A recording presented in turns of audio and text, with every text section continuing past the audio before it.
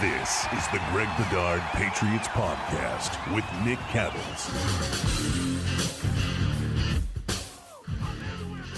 Download the PrizePicks app today. Use code CLNS. Get $50 instantly when you play $5. That's code CLNS and PrizePicks to get $50 instantly when you play $5. You also want to visit our friends at Gametime. Fantastic app, buying tickets wherever you want to go. Download the Gametime app, create an account, use code CLNS for $20 off your first purchase. Download Gametime today. Let's start with the headlines as we do, Greg, each and every podcast. Lots of drama, my friend. Lots of drama stemming from London. I just want your big picture overall take with how Jerod Mayo has handled everything stemming back to his post-game press conference in London and his media session yesterday with you guys. Nick, I would say, I mean, it's hard for me to separate like this week from the totality of things. Right. I would just say overall it's been poor. I just think, I think how he handled the media, how he messaged things to the players, which, we all knew that Belichick sent messages to his team through the media. I don't think I've ever heard a head coach like admit that so many times as Mayo about how he does that. I think he's tried to put the toothpaste back in the tube, and back to what he said. I mean, I don't think he was wrong. I just don't like the way that he said it, and he didn't take what he should have said was something along the lines of, if he wanted to call out his team and sort of light a fire under him, which I think was his intent. You could say whatever you want to the team, but when you get in front of the media, say something like, right now we're a soft football team, and that's my responsibility. That's my fault, and I will get it fixed. That's what he should have said. Instead, it came out clunky, and it was like he was more putting it on the players, which I don't think was his intent. I did find it interesting today that Alex Van Pelt talked about how they had a great meeting today about, basically doing like the little things and like, about, staying off social media and keeping things internal and, attacking your rehab and eating right and like all these things. And I'm like, oh my God, we're in week 8 of an NFL season and they're just now getting on top of this. To me, it symbolizes how this team is where it is right now. That the forethought, the planning, the vision, none of that was there. It was all lacking. There was no attention to details from the start with this thing. And now it's derailed, and now they're trying to put it back together. But, it just seems too little too late. We'll see if that's the case. Nick, I think both you and I and just about everybody listening to this knows that all the Patriots have to do is win a game. They win a game and all this stuff goes away. We talked about it, somewhat earlier in the year about this, and like the Miami game was there for them on a silver platter. Yep. We're like, just win this game against Snoop Huntley and everything calms down and they can get to work and all that stuff. And then they completely blow that game. And so, I guess that this is all a long way of saying I think Jerod Mayo's tenure overall has been underwhelming, and I don't think this was a good week for him either. The one word I keep going back to with this coaching staff and this operation is reactionary. Everything just feels reactionary. There's nothing proactive, getting ahead of things. There's none of that, whether it's talking about, as you said, Van Pelt saying today they had a good team meeting, work harder, rehab harder. That stuff needs to be addressed well before week 8. The idea of Mayo with the press, I think Mayo tends to go out there and he reacts, and you get that reaction right off the bat. And then when he has time to kind of absorb everything and think about what he said, then he tends to backtrack. And that's exactly what happened with his London comments. He thought about it, said, I should have said it differently. There's really not a great filter right out of the gates with him when he steps in front of the media. Like, that's another example of being reactionary on the field. The coaching, the lack of adjustments, not reacting to what the opposition is doing against you. It's just the processing of all of this seems to me to be a little bit slow, and if not a lot slow. Mm-hmm. A lot of that's understandable, or at least some of it is, because you have a lot of inexperience guys in their positions, from Mayo to Covington and even Van Pelt, who called plays for 1 year 15 years ago. So, I expected a steep learning curve, but man, they just seem slow to process everything on the field, off the field, press conferences. It's not great right now. Let's talk about the wide receiver room, because the last time we had a conversation, which was earlier in the week, we've heard now from KJ Osborne. We have heard from Kayshon Boutte. We've learned a little bit about Jalen Polk. Let's start there. KJ Osborne answered questions yesterday. According to Mike Giardi, I saw him on NBC Sports Boston, and he said that it was like an 8 or 9 minute meeting with the media, and Osborne certainly sounded like he wanted out. He tried to come back and circle back later on and make it sound a little bit better, but his comments, for the most part, especially early on, again, without the filter, was he wouldn't mind being gone. Kayshon Boutte goes out there and says, I have to ask the coaches to throw the football to me, and I shouldn't be doing that because I've caught every football they've thrown my way. Then we find out that Jalen Polk is in the concussion protocol. What do you do with this wide receiver room, Greg, right now? Because it seems like Pop Douglas gets it. He showed his frustration on the field. He immediately apologized that week following the game. He seems like he gets it. Kendrick Bourne absolutely gets it. What do you do with the rest of these guys right now? Nick, I don't really know. I'm at a loss, and I think we talked about this last podcast, and Tyler Hughes is in charge of that room. Yeah. He's the wide receivers coach. Yep. He had previously been here sort of like a coaching intern, I think offensive quality control. Then he went to University of Washington, where he was with Jalen Polk. He was an offensive, analyst or something out there. And I think I mentioned previously about how, I had a couple of league sources say they were interested how Tyler Hughes was going to deal with that room, especially once with the likes of, Kayshon Boutte and Javon Baker, who, let's be honest, both of these guys, and this is factual, both of these guys slid down the draft board because of off-field concerns. And, Tyler Hughes is he's a very smart man. He's a very nice man. He's very religious. Nothing wrong with that, but it's just, how does all that mix? How does he lead his room? And I would say, 7 games into the season, it hasn't been good. Now, that's why you hire a Taekwon Underwood as an assistant coach, where he can sort of, be on the level of the players. He's played in the league. I mean, not the greatest of careers. So it's not like we're talking, and then it's not like we're talking Troy Brown, but he's there too. Like, how isn't Troy helping? Not that when Troy coached the wide receivers, like it was any good. That's why he doesn't coach wide receivers anymore. So long story short, that room is a mess. I mean, I would just start with everybody needs to shut the hell up. All right. Like, none of you have done anything in this league.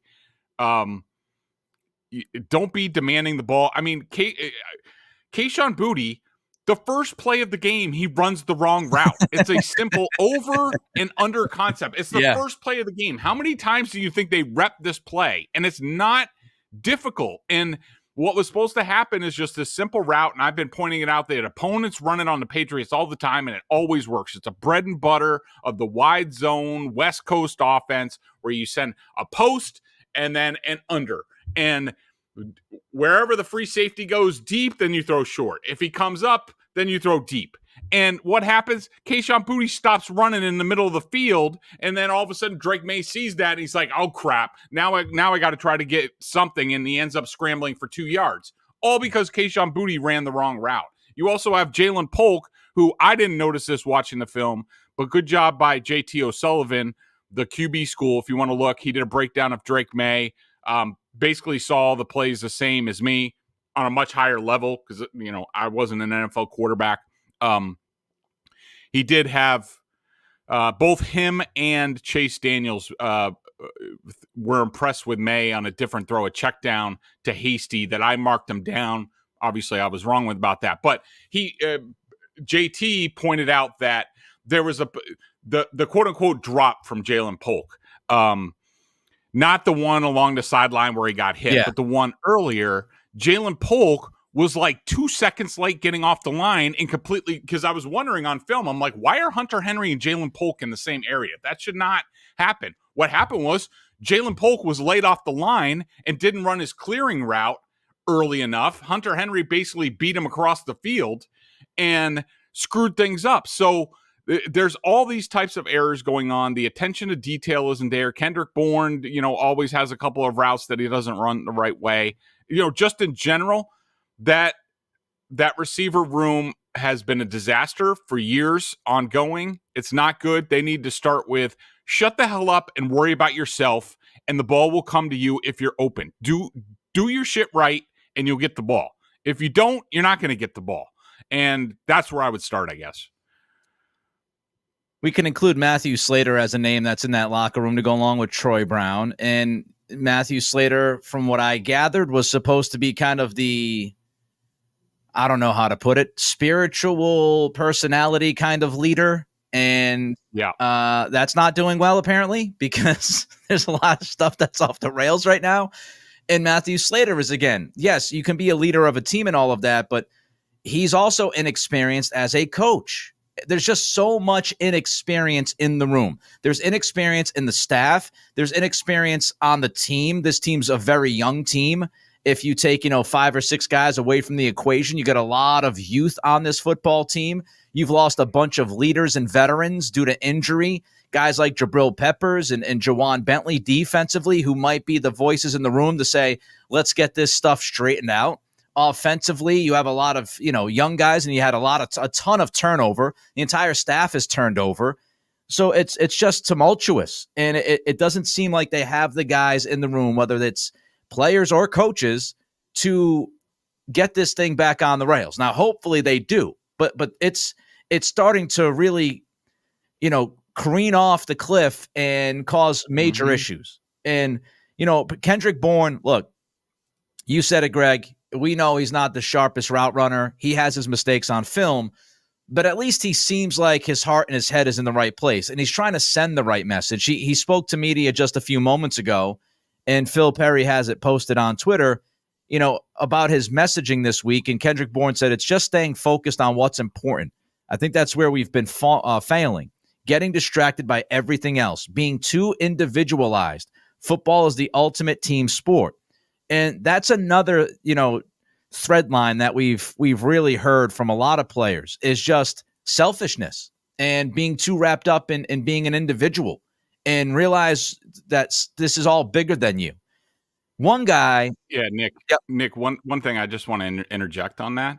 And again, and I think I said this in our earlier pod, and I certainly wrote this after Sunday's game.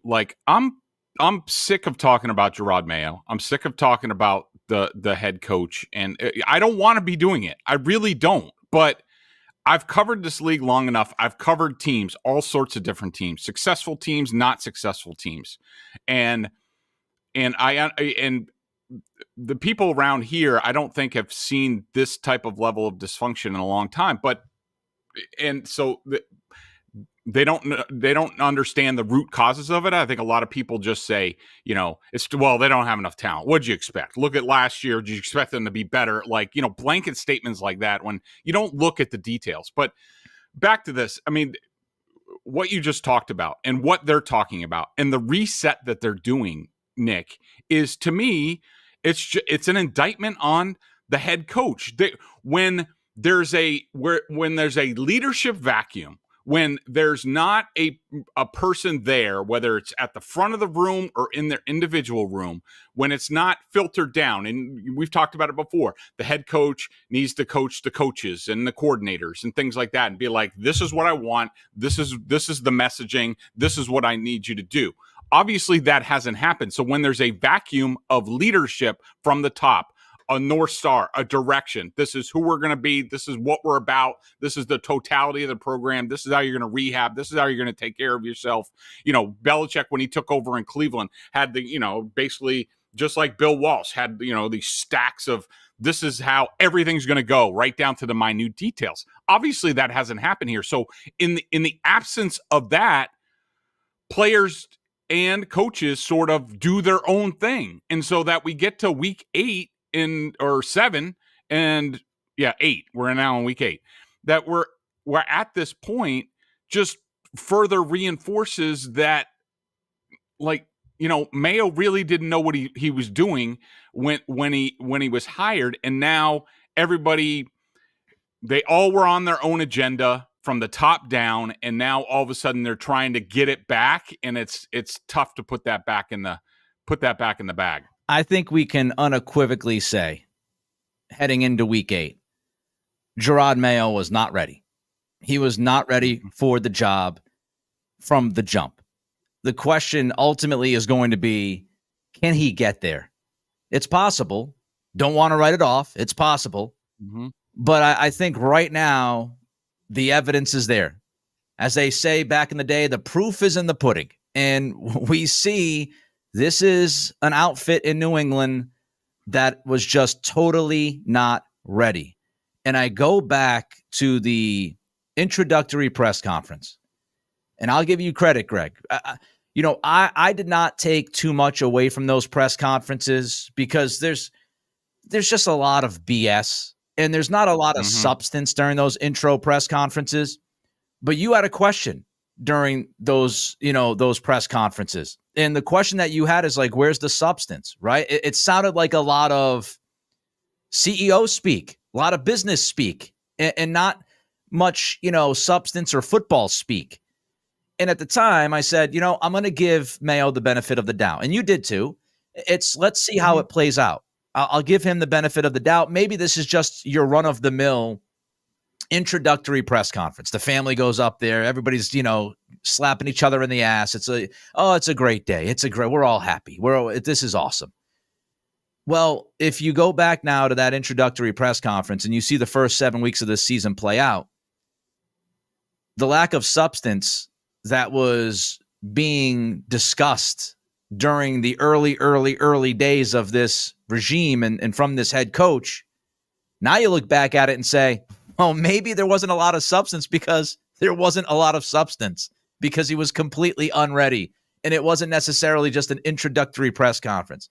I want to get to the quarterback, want to get to the defense, but first, Greg wants to get to PrizePicks. PrizePicks is America's #1 daily fantasy sports app with over 5 million active members. PrizePicks is the easiest and most exciting way to play daily fantasy sports. All you do is pick more or less on 2 to 6 player stat projections and watch the winnings roll in.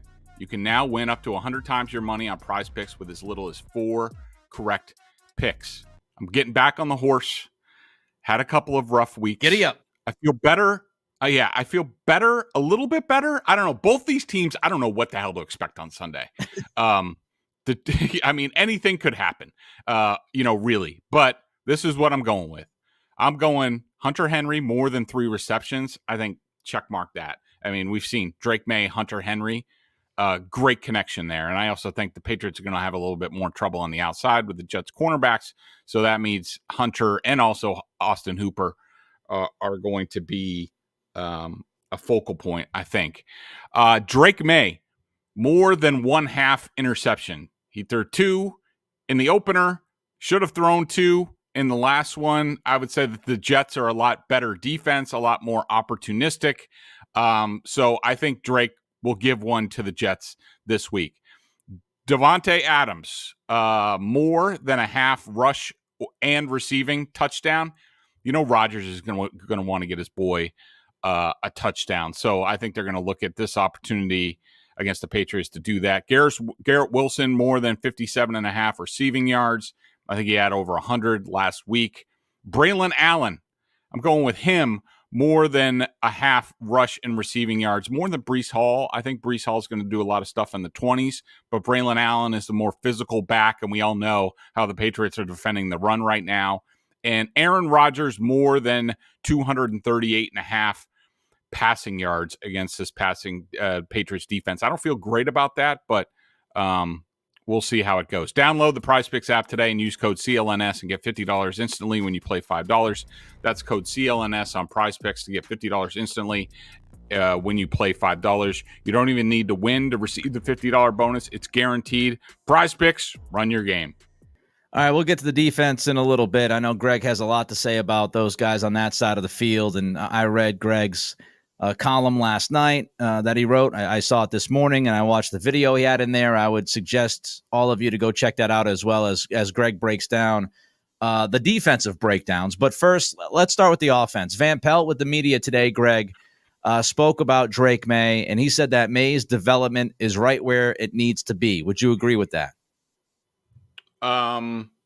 Yes, I would agree with that. And also, let me point out, we should, since everybody else is talking about it, I think we should talk about Mayo and the future and the Crafts and things like that in a second. But, I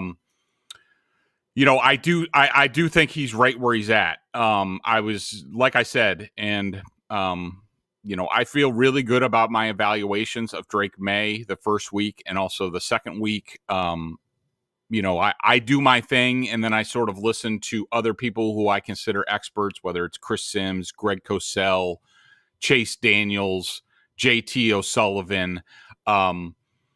And they were all, and I think JT almost used the exact same words that I did, where I said that, that there was substantial improvement over start 1 to start 2 for Drake Maye. There's a lot of good stuff out there. He saw the field much better in the second game. And I don't think I did this in our last pod, Nick, and I want to make sure that I do this because I've been hard on the guy, rightfully. But I also want to give him his flowers for this past game. I thought Alex Van Pelt was substantially improved. Now, I don't know the reason for that. And, but let me also give flowers to Jerod Mayo because, again, I criticize the head coach of a lot of things because they get paid a lot of money and they have a lot of importance on a team. And so I don't know who – it sure looked like somebody said to Alex Van Pelt, look, we need to protect better. Like, you need to keep more people in. We need to do a better job with this. Now, I don't know who did it. I assume Jerod Mayo had a hand in it, so I want to give him credit. I don't know if he said, Ben McAdoo, get more involved in this. Whatever happened, the Patriots offense in this past game looked a lot more like a real NFL outfit. The protections were better. The route concepts were better. I thought they did a really nice job of giving Drake more half-field reads, simplified things, allowed him to play a little bit faster. And I thought all of that contributed to Drake Maye looking a lot more comfortable. Now, I do want to also say this. There were a few things in this game, rewatching, especially after rewatching JT O'Sullivan at the QB school. He put out a free video. He has other videos that are on his Patreon, which I'm also a subscriber because I like learning about the game. But he did a whole breakdown on Drake Maye. And I would go watch it if I were you, anybody out there. Because there's a couple of things that I am a little concerned about, Nick, with Drake Maye that I'm going to be monitoring going forward. The footwork I would say the overall footwork was sloppier start 1 to start 2. This was part of my worry about starting Drake Maye too soon, that if he had to the work that needs to get done with his footwork, and you can get away with it against the Jaguars, can you get away with it against other teams? I thought it was a little bit more problematic in this game. And the other thing, a few more throws off the back foot. The near KJ Osborne interception that was also partly to blame for KJ for not. He faded his route and allowed the cornerback to undercut it, but Drake also got to him late.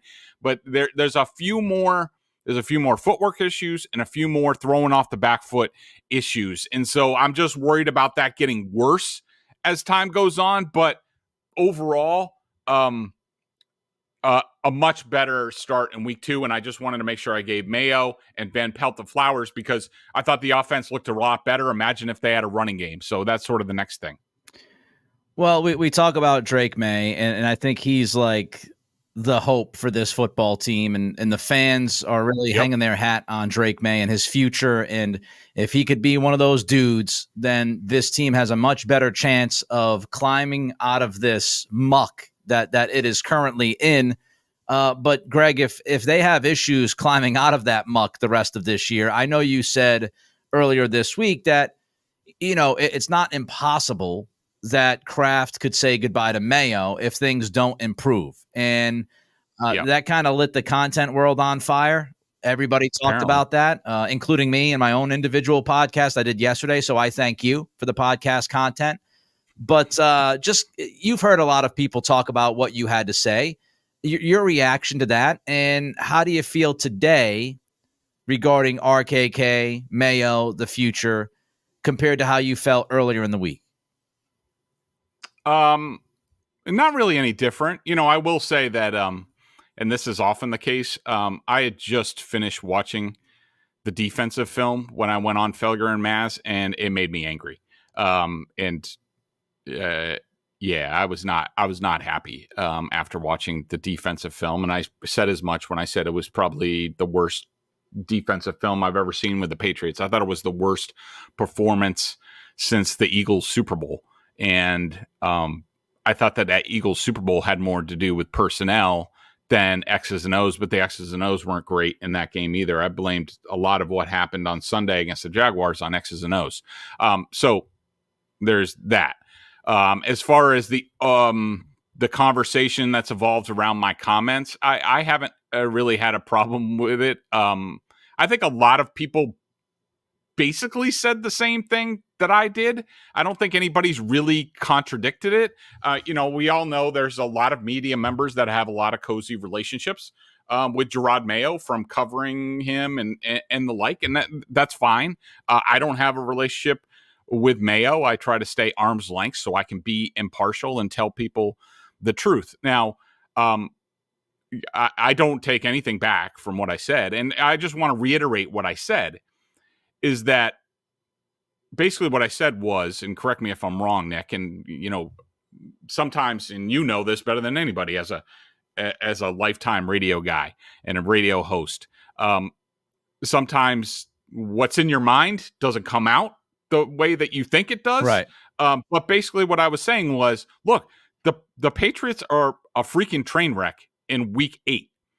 If things continue this way and get worse, then the potential is there. And I think I used the word, it's unlikely that this happens, but that Jerod Mayo could be one and done. Do I think that's on the table? Yes. Do I think the Krafts are considering it right now? No. Do I expect one of the Krafts to come out at some point and give some sort of tepid vote of confidence, sort of like we heard from John Mara today or yesterday with Dayball and Joe Shane? Yeah, we'll probably get something like that. But again, it's where are we at the end of the year?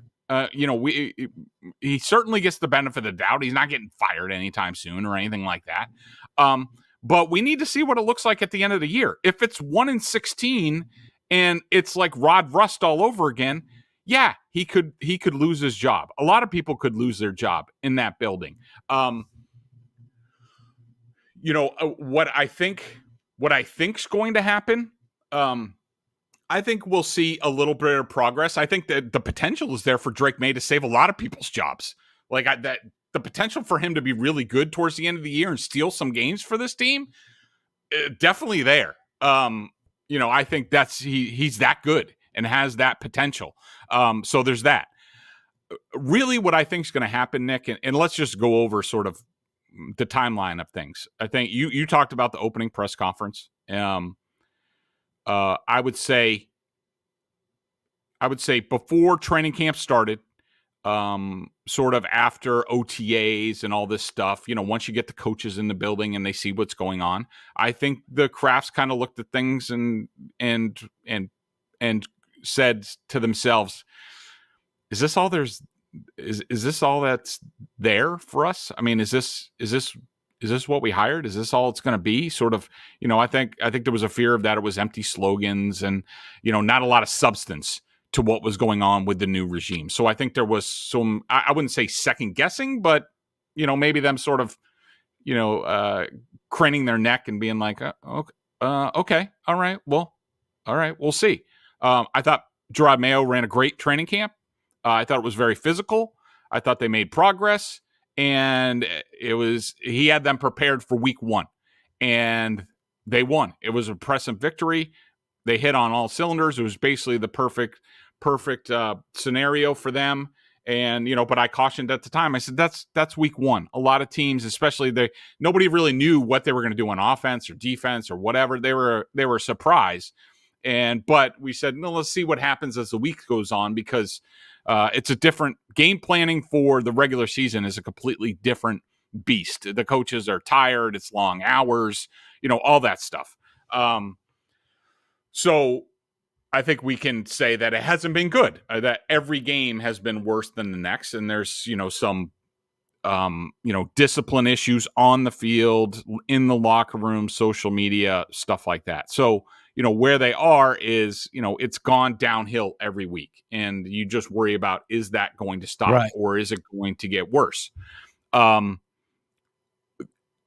the way I think things are going to play out in all likelihood is that, and I will say at this time, there is a level of concern on the ownership level about what's going on. And I think that's where we'll stop with that conversation. As far as there's a high level of concern. I think the most likely scenario after the season, say this plays out and they go 4-13 again, they have a couple of good moments, but it's not that great. I think they are going to, the Krafts certainly do not want to let go of Jerod Mayo and Elliott Wolf. I would say the odds are both are back for next year. Again, it's how it looks at the end of the year. But I do think that they will be proactive in terms of surrounding Mayo better, in terms of maybe veteran coaches, maybe a change in offensive coordinator, get more of a senior defensive assistant to help DeMarcus Covington. I think that would be the number one option in the most likely scenario. There's problems with that, Nick, though. How many people are you going to be able to attract to these jobs? Now, you can find coaches that are out of work, like a Ron Rivera type of guy. Right. I mean, they're not doing anything. I'm sure they jump at the chance. But, as far as, say you wanted a new offensive coordinator, yes, Drake Maye is going to be a draw. I could tell you that. Drake Maye is going to be a draw. But you also get in the scenario that if they do all these things and sort of change things and bring people in, how long are they going to be here for? How often does that work? Where all of a sudden you're like, oh no, well we're gonna help the head coach, and that stuff doesn't work. And you're going to get guys, top names to come in here to potentially get fired after one season. What if all that stuff doesn't work? Which, in all likelihood, it probably won't. That stuff never works in the NFL. How does that play out? Are you really going to get anybody? How much is really going to change for next year? And I think another couple of factors are, I think Mike Vrabel is a factor being out there. I think, the potential, and I understand people are saying things like, well, Robert Kraft doesn't want to do this. It'll hurt his legacy. Yeah, that's fine and all. But if they have a chance to do over of 1 year, if they come in and they get Mike Vrabel and they let him handpick his GM, and Drake Maye looks good, and they get a real offensive coordinator, say Josh McDaniels comes back to work under Mike Vrabel, they get a left tackle in the draft, they spend money. Do you think anybody's going to care that they fired Jerod Mayo after 1 year? Nobody's going to care, because they're going to know they're on the right track. So I think there are a bunch of different scenarios. The big thing is, look, the Krafts don't want to fire Jerod Mayo. I don't think it's likely, but we need to see how the season plays out and see how bad it is. It's interesting. You go back to week 1 and you think about the staff having time to prepare, right? They had time to prepare. There was a lot less info on this team and how they were going to approach things. The coaches did not have to necessarily adjust right off the bat in week one. You kind of knew who Zach Taylor was and Joe Burrow. And, of course, we can't forget that Jamar Chase, he was dumped in to that program, this season. He had missed the entire camp because of a holdout.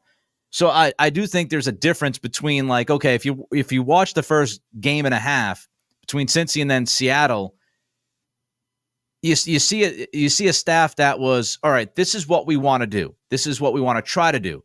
And then when teams adjusted to what they were doing, they've been incapable of adjusting to what those teams' adjustments have been, if that makes sense. So if you look back at week one, it's very logical that was pretty much the best game of the year so far, because a very inexperienced staff had a lot of time to figure some things out, and they were more prepared, I think, that week than they've been since.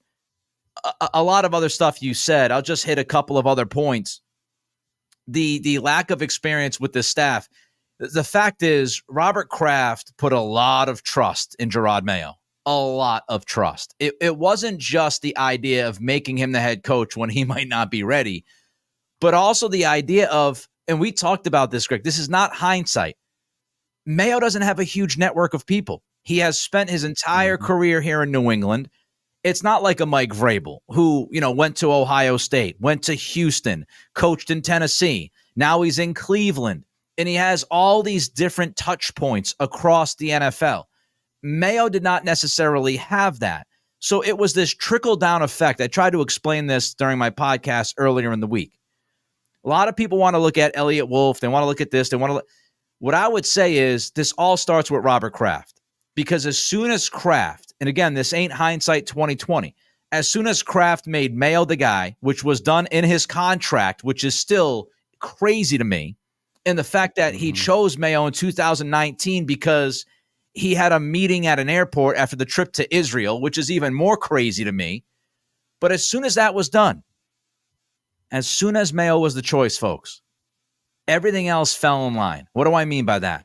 Well, because you had Mayo and you didn't go out there and have an actual process to get a head coach, and you just gave the job to him because you fell in love with him because of the Israel trip, as soon as you made that move, now you're not going to go outside to go get a new GM because you're already, Jerod Mayo is not going to have a lot of the guys stay here from the Belichick years. It's just not going to happen because it's going to be awkward. And as Bill O'Brien has said, I didn't want to really stay because Jerod needs his guys, quote unquote. So as soon as you made Mayo the head coach, you knew that the front office was going to have to pretty much stay intact, because the way this works is you go out, you get the GM, the GM gets his head coach, and then the head coach who has a network brings his staff in, right? That's how it usually works.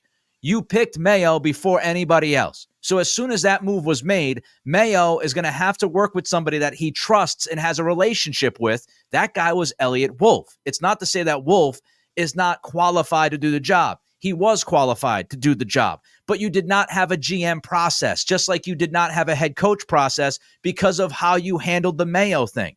Now, once that's done, Mayo doesn't have a network. So now you're leaning on Elliott Wolf to try to help him fill some voids on the coaching staff, which is not how it should be. You should hire the head coach. He's got an idea, right? D'Amico Ryans, he goes to Houston. Boom, I'm bringing Bobby Slowick. And you see this all the time. You see it all the time across the league. And so it all starts with that decision and how it was handled. And a lot of the other stuff is a trickle-down effect. One last thing I'll say. The change of the staff, here's the problem the Patriots have. You and I can sit here and we go back and forth and go, oh, yeah, the Patriots should go get that guy. They should go get this guy. That should be the OC. Here's the problem with that, though. That's more change. And so if you're looking at Drake Maye, he had AVP.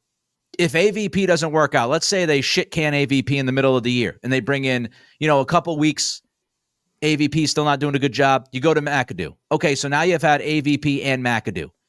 If you want to go try to change this whole thing around and go get somebody else, now Drake Maye has his third offensive coordinator in 2 years. If that guy is good, and as Greg said, gets hired somewhere else. Now you're bringing another offensive coordinator in. Maybe it's an in promotion, but it's still a new guy. And now Drake Maye has his fourth offensive coordinator in like 3. That's the problem. And so it's multi-layered, and it's contextual conversation, which doesn't happen in a lot of places. But that's what they're looking at now. It's a whole puzzle. And it all started with Robert Kraft selecting Mayo and the way that process went. And as soon as that decision was made, everything else fell in line, and it was a little bit of a mess, if not a lot of a mess. You don't want a mess to go check out a sport that you like. You want to go see the Patriots. You don't want to get messy trying to find tickets. Well, you can check out Gametime. Greg, tell them about it. It's NBA season. You got to be there in person. I know Nick loves to.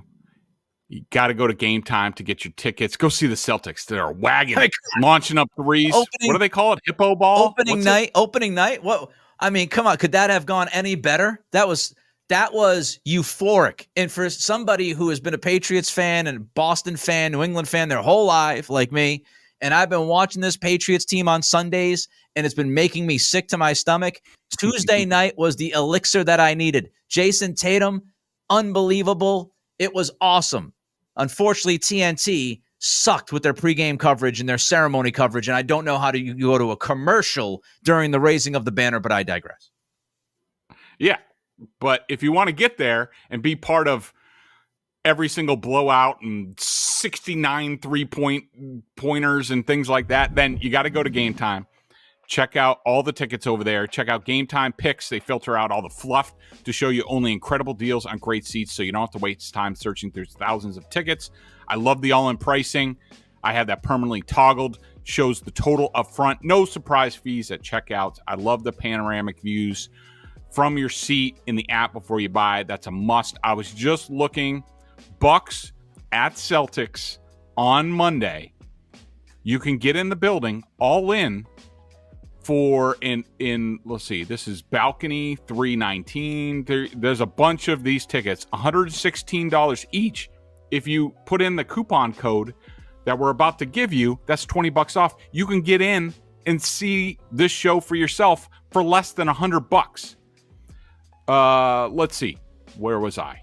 Download the Gametime app and create an account and use code CLNS for $20 off your first purchase. Terms apply. Again, create an account and redeem code CLNS for $20 off. That will get you in the garden on Monday for less than $100. Download Gametime today. What time is it? Gametime. All right, let's talk about the offense quickly, and then we'll get to the defense. Yes. Hang on. One more thing that I wanted to say on what you were talking about. Okay, now I remember what I was going to say. I totally agree with your comments about the whole process and everything. And but I had this thought the other day that, like, look, I don't blame Mayo entirely for this. I mean, do I think he didn't know what he didn't know? Yeah. And do I think he's got a big ego? Yes. And thinks, he had all the answers when he had none of the answers. Yeah, I think all that's true. I do put some of the blame on the Crafts. If it's true what Robert has says about how he identified 5 years ago in Israel that Jerod Mayo was the next coach of the New England Patriots, at that point in time, Robert, Jonathan, and Jerod should have been talking about, all right, in 5 years, 6 years, 7 years, whatever it is, you're going to be our next head coach. Yep. You need to go out and get as much experience as possible. You need to get out of this cocoon. You need to get away from Bill. Somebody wants to hire you as a DC, go get that job. Go make a network. Go listen to different offensive philosophies, all that stuff. That's what they should have been doing. And especially once they hashed the succession plan or whatever, Jerod was interviewing for jobs and maybe he gets a DC job. Tell him to go take it and be like, we're bringing you back. As soon as it's time, we're bringing you back. And if it didn't work out, it didn't work out. But that's what they should have done.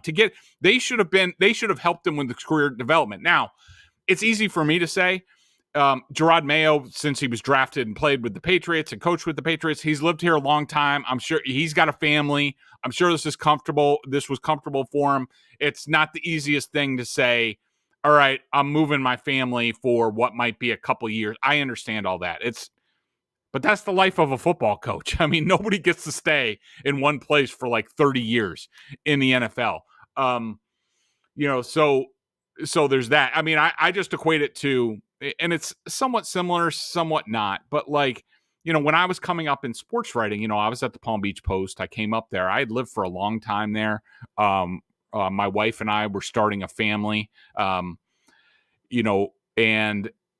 I had the opportunity to go to Green Bay. I'd never been to Green Bay. I'd never been to Wisconsin before. Yep.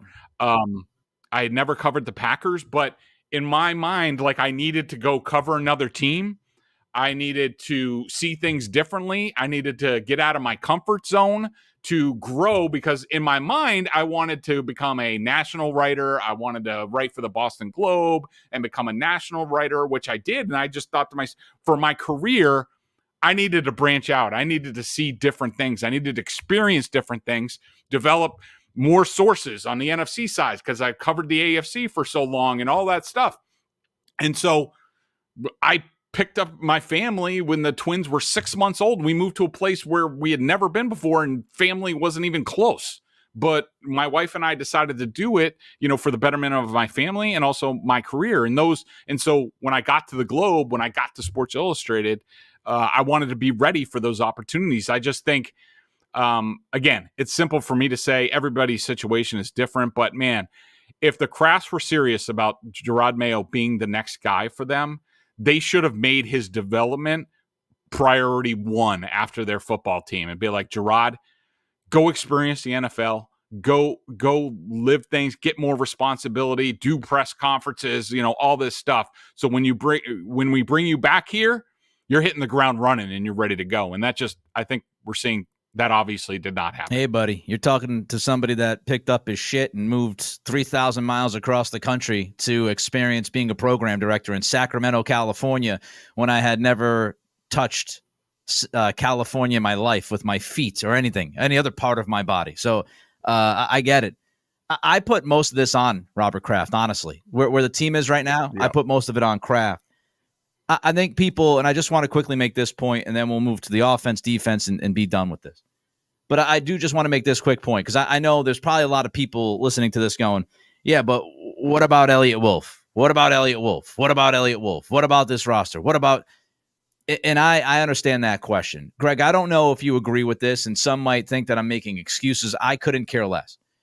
The way I look at this is evaluating a GM – or a head of player personnel is a lot different than evaluating a head coach. And the reason why is the number one priority for any GM, the number one priority for Elliott Wolf is to build this the right way and keep the long term in mind. It's not about what's happening right now.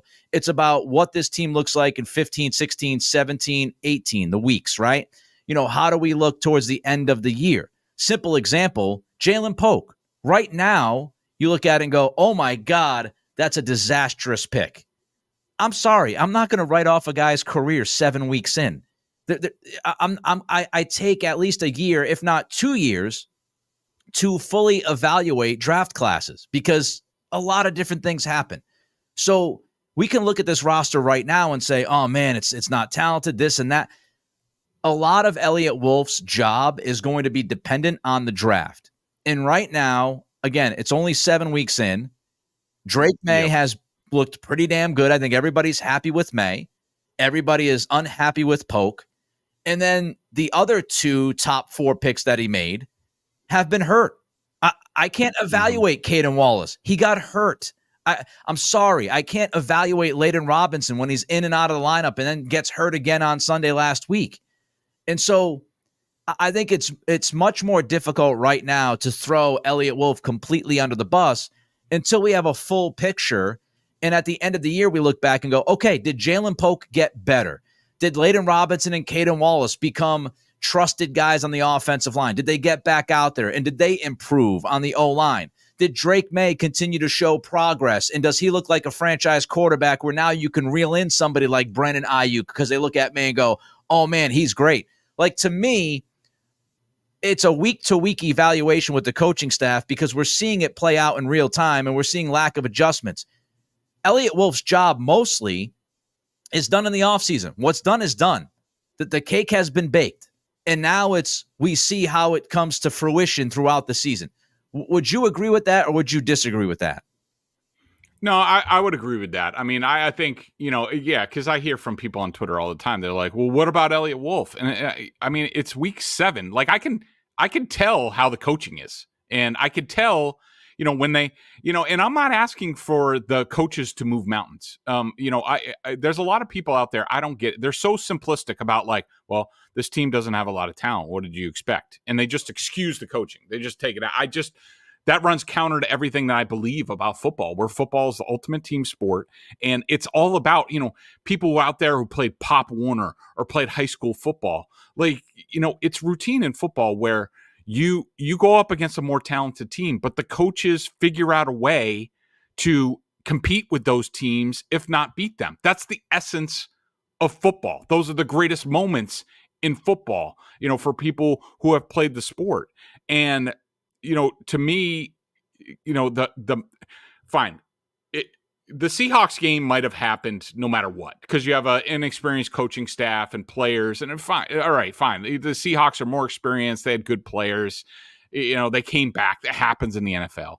To me, the Dolphins game is inexcusable. The getting blown, the way the Jaguars game, to me, is inexcusable. I was looking back, Nick, because we've heard Jerod Mayo bring up Dan, the Lions coach. Jesus Christ. Campbell.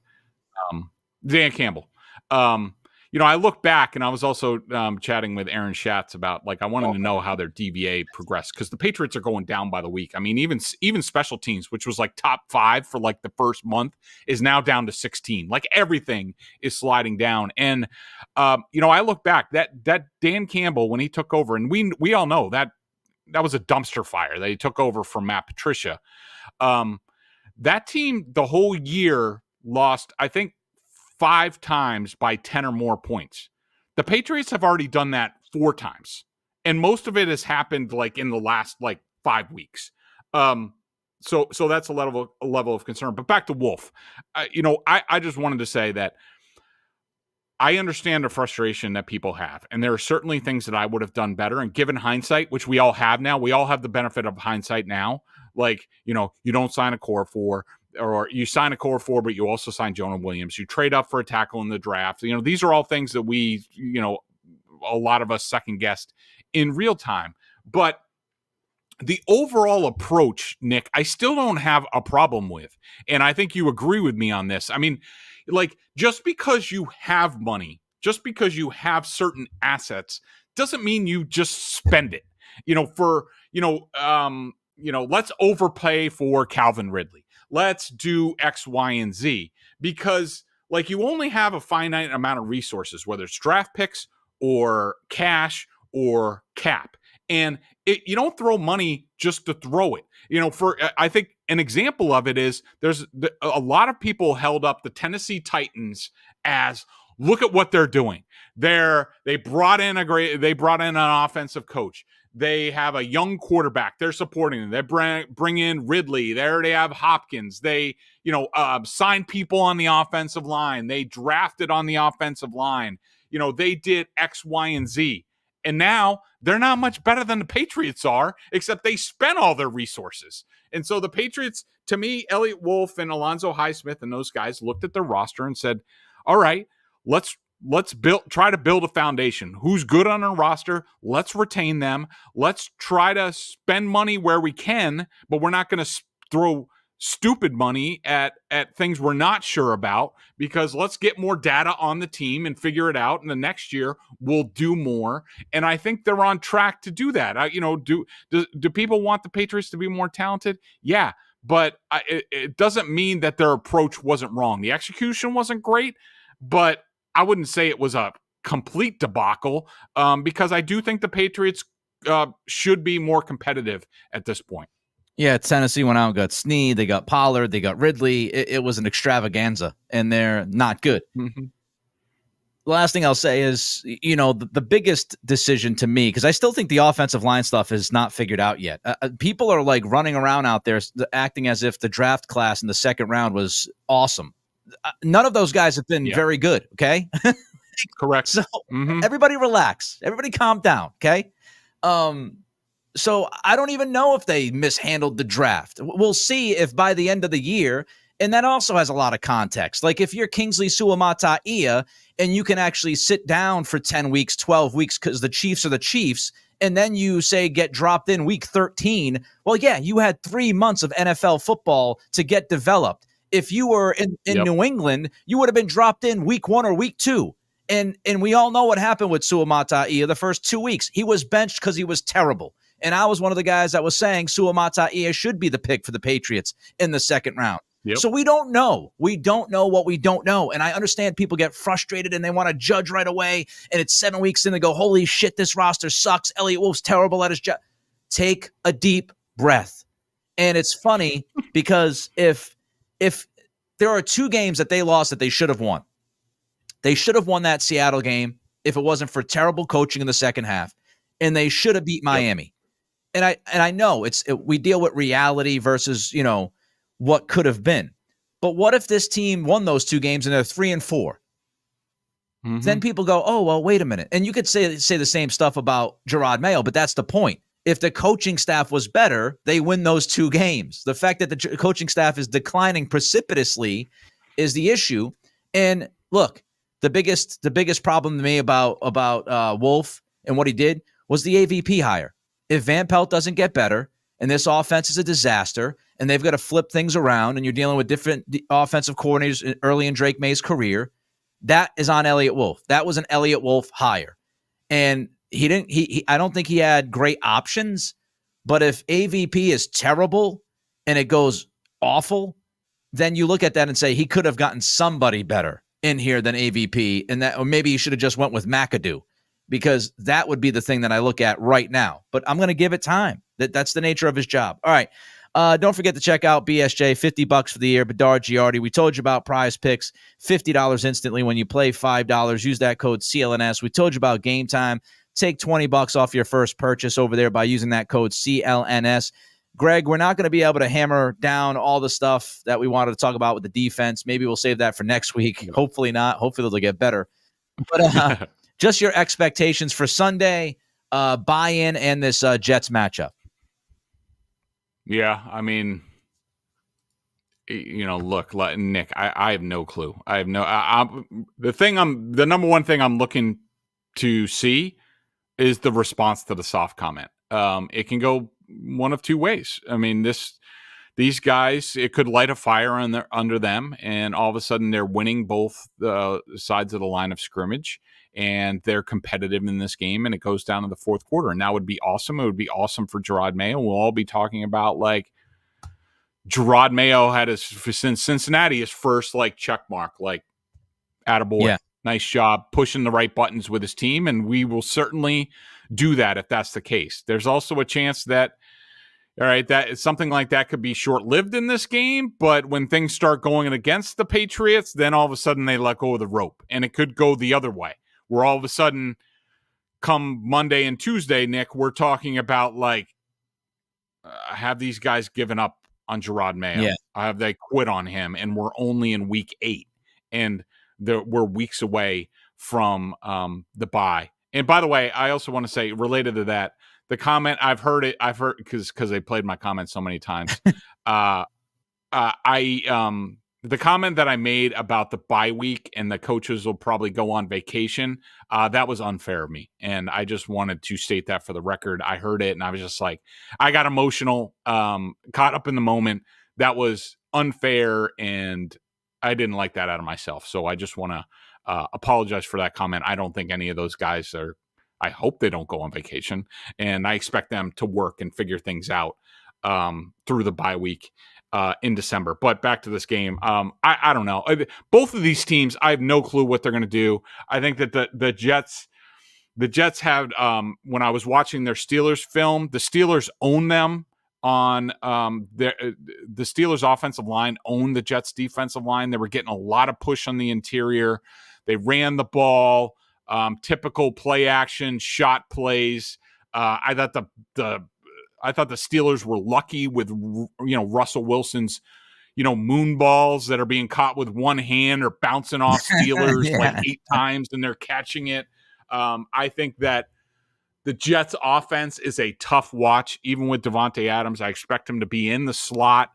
I really don't like this offense. I don't like what Rodgers is doing. A lot of it is he doesn't take any deep shots unless it's a receiver one-on-one on the boundary and he's throwing a back shoulder or a go where he's not going to get picked off. There's very little in the middle of the field. You get a lot of what you should expect is a lot of short, quick passes to Davante Adams or Garrett Wilson. And then at some point they're going to fake it and do a double move and then they're going to go. Rodgers loves that. It's very simplistic.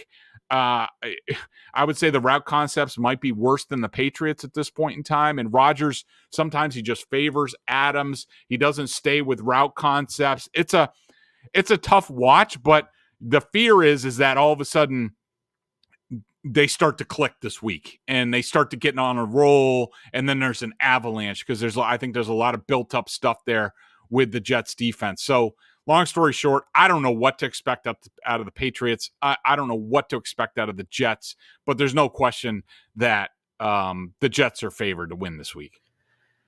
Yeah, I mean, a couple things that I saw watching, and I did actually watch the All-22, Greg Bedard style. Ooh. I watched the Jets-Steelers All-22. I will tell you this, Rodgers, and you know this by just looking at the stats, but when you watch the game, it is so obvious. This dude has no time to wait. He gets the snap and he's throwing the football. It's predetermined a lot of times, which is not good. Yes, he's got one priority. I want to get rid of this football as fast as possible. And I was watching it, and there were a few plays. There were a few plays where you go back and he actually had opportunities if he held on to the football longer. But he didn't want to allow. It's like he doesn't allow his wide receivers at times to actually finish their route concepts and get open. And when you watch it, you go, man, if he held on to the football for a quarter of a second longer, half a second longer, he's got this dude open 25 yards down the field. But he's so, he gets the snap and it's boom, boom, I got to get rid of it. And it's unbelievable. He looks like, I don't know if you agree with this, Greg, but he looks like a dude who's 40, who's taking a lot of hits. He don't want to get hurt. And he's like, hey, man, I'm going to save myself. I'll live to see another play. I'm just getting rid of the ball. If that's a check down, their most explosive play was a check down to Breece Hall. That went 50 yards. Yep. There's nothing, as you said, there's nothing downfield. He just and he's got a hammy issue. He's banged up. Of course, we said a lot of this going into week 3. And then Rodgers had his best game of the year. He wasn't anywhere near as good before that game. He has not been anywhere near as good after that game. So does he kill the Patriots again? It's quite possible. Jets -7, over on his 40.5. What's your pick? I think the Jets get right. The Patriots are the get right team. I really do not want to see them let go of the rope, but I'm fearful of that. I think Drake Maye, I think we'll get a typical Drake performance. I think he'll make some plays because he does. He's seeing things better. It seemed like the Steelers targeted DJ Reed a lot in that game. I think they will do that. But sorry. I'm going to pick the Jets 27, Patriots 13. 27-13, I think the Jets win. I have reached the point, Greg, and unfortunately I've reached this point multiple times over the last couple of years where I will no longer pick the Patriots until they actually compete with somebody. That's where I'm at. Mm-hmm. Until they show that they can actually compete with a football team. So I'm taking the 7 points. I'm laying the 7 points rather with the Jets. And I'm very similar to your score. I got 27-17. Jets win. By the way, I am 4-3 against the spread. Greg is 3-1. Greg is 5-2 straight up. I'm 4-3 straight up. So we both got the Jets winning. We both have the over, I believe, right? 27-14, you said, or 27-13. Mm-hmm. 27-13. Ooh, so you're just under. The hook got you. Oh, I am. So Greg goes under. I go over. By the way, I just wanted to say the Patriots are 0-5 against the spread in the last 5 games. Awesome. Makes you feel good, doesn't it? Hopefully this podcast made you feel good. He's Greg. I'm Nick. We'll talk to you early next week, and hopefully we see some kind of improvement on the football field Sunday against the Jets. Please.